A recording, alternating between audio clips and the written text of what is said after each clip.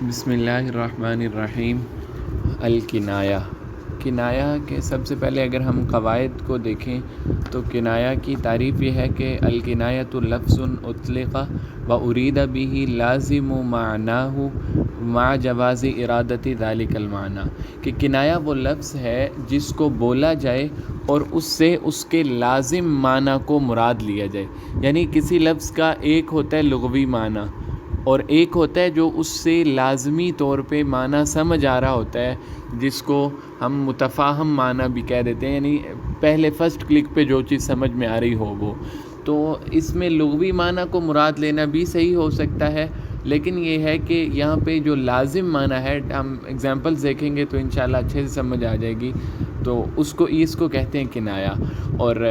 یعنی عام الفاظ میں اگر یوں کہیں تو ڈھکے چھپے الفاظ میں کوئی بات کرنا، جیسے ہم کہہ دیتے ہیں کہ فلان کثیر الرماد، کہ فلاں آدمی کیا جو راکھ ہے وہ بہت زیادہ ہوتی ہے، تو اس کا مطلب ہے کہ اس کے گھر کھانا بہت پکتا ہے، لکڑیاں جلتی ہیں تو راکھ ہوتی ہے، یعنی یہ اس کی سخاوت سے کنایہ ہے۔ تو اس قسم کے ڈھکے چھپے الفاظ میں بات کرنا اس کو کنایہ کہہ دیا جاتا ہے۔ اور کنایہ تین طرح سے استعمال ہوتا ہے، یعنی جس چیز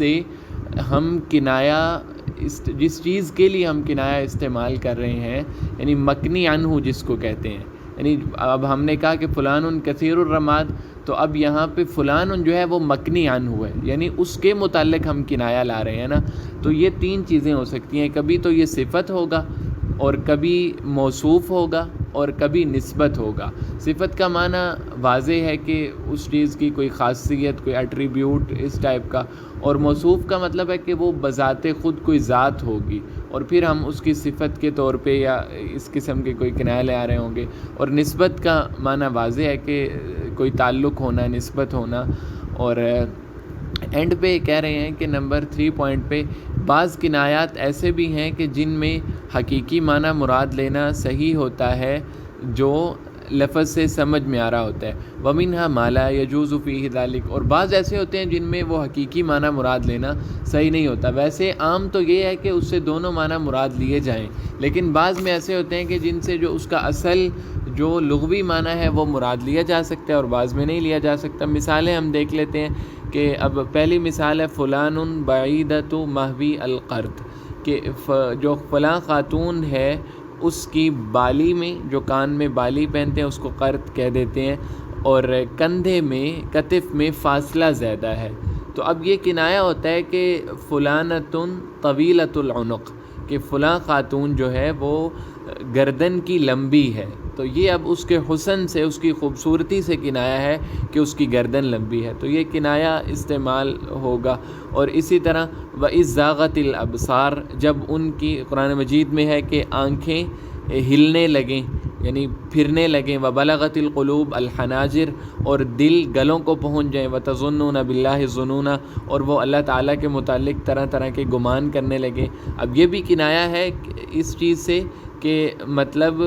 ہم یہ کہہ سکتے ہیں کہ بہت سخت قسم کا بیماری تو نہیں، یعنی مصیبت کوئی ایسی آن پڑی ہے کہ جس کی وجہ سے آنکھیں ادھر ادھر پھر رہی ہیں اور دل جو ہیں وہ کلیجے کو پہنچ چکے ہیں، یعنی گھبراہٹ کی بہت زیادہ کیفیت ہے۔ اور یہ جو دونوں کنایات ہیں یہ صفت کے کنایات ہیں، مثلا اب اس کی صفت بیان ہو رہی ہے نا، تو یعنی گردن کا لمبے ہونا یا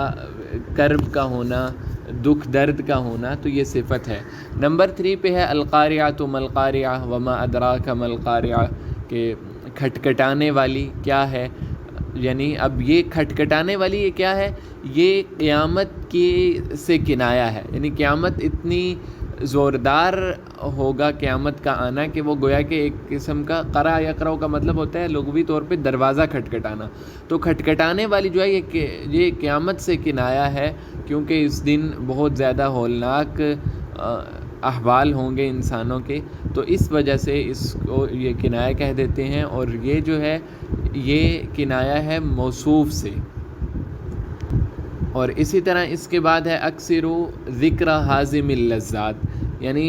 اس چیز کے ذکر کو کثرت سے کیا کرو جو لذتوں کو شکست دینے والی یا ختم کرنے والی ہے۔ یہ بھی اب موصوف سے کنایہ ہے، یعنی موت کو ذکر کیا کرو جو لذتوں کو ختم کر دے گی۔ تو موت ذات ہے نا، یعنی ایک خاص چیز کا نام ہے، کوئی وصف نہیں ہے، تو یہ موصوف سے کنایا ہے۔ اس کے بعد یہ دو نسبت کی مثالیں ہیں، المجد بین ثوبئی کا، جو مجد ہے، بزرگی ہے، وہ آپ کے دونوں کپڑوں کے درمیان ہے، مطلب کہ بزرگی آپ میں ہی منحصر ہے، تو یہ نسبت ہوتی ہے، یعنی موصوف صفت کی یہاں پہ کوئی بات نہیں ہے، بلکہ کسی ذات کو ہی مخاطب کیا جا رہا ہے، لیکن نسبت کے طور پہ، تعلق کے طور پہ کہہ دیا ہے، کیونکہ کپڑوں کا انسان کے ساتھ تعلق ہوتا ہے، اس نے دونوں کپڑوں میں وہ ملبوس ہے۔ اسی طرح والکرم ملء بردئی کا، جو کرم ہے، سخاوت ہے، اچھائی ہے، وہ آپ کی دونوں چادریں بھر کے ہے، مطلب کہ آپ اسی میں منحصر ہو، تو یہ بھی الذکاء، یعنی یہ بھی اسی معنی میں ہے کہ یعنی نسبت سے کنایا، تعلق کو ظاہر کرنے کے لیے۔ اس کے بعد اگر ہم تمرینات میں آ جائیں تو فلان تنوم الضحیٰ، کہ فلاں جو خاتون ہے وہ دن تک سوئی رہتی ہے، یعنی چاشت کے وقت تک، ضحیٰ کے وقت تک، یعنی سورج جب تک بالکل اچھا نکلنا جائے 9-10 بجے تک، تو اب یہ کنایا ہے کہ آج کل تو وہ کلچر ہی چینج ہو گیا کہ پہلے زمانے میں جو لیٹ اٹھتے تھے، مطلب کہ وہ بڑے مالدار ہیں، ان کو کام پہ جانے کی ضرورت ہی نہیں ہے، یعنی وہ دیر تک سوئے رہتے ہیں۔ یا فلانۃ ناعمۃ الکفین، فلاں جو عورت ہے اس کی ہتھیلیاں بہت نرم ہیں، اب یہ اس کی خوبصورتی سے بھی کنایا ہو سکتا ہے، یا اس کے ہتھیلی کے نرم ہونے کا مقصد یہ بھی ہو سکتا ہے کہ اس کے ہاتھ میں کوئی پیسہ وغیرہ وہ دیتی رہتی ہے، یعنی سخاوت وغیرہ سے بھی۔ وقرع فلان سنہ، فلاں نے اپنی عمر کو کھٹکھٹایا، سنہ، تو اب یہ ندامت سے، حسرت سے کنایا ہوتا ہے کہ انسان زندگی میں کبھی کوئی ایسا کام کر بیٹھے کہ اپنی عمر کو کوسنے لگے کہ میں کیوں اس عمر میں پہنچ چکا، مجھے پہلے ہی مر جانا چاہیے تھا، تو قرع سنہ مطلب ندامت اور حسرت بہت زیادہ۔ یا ھذا رجل یشار الیہ بالبنان، یہ آدمی ہے جس کی طرف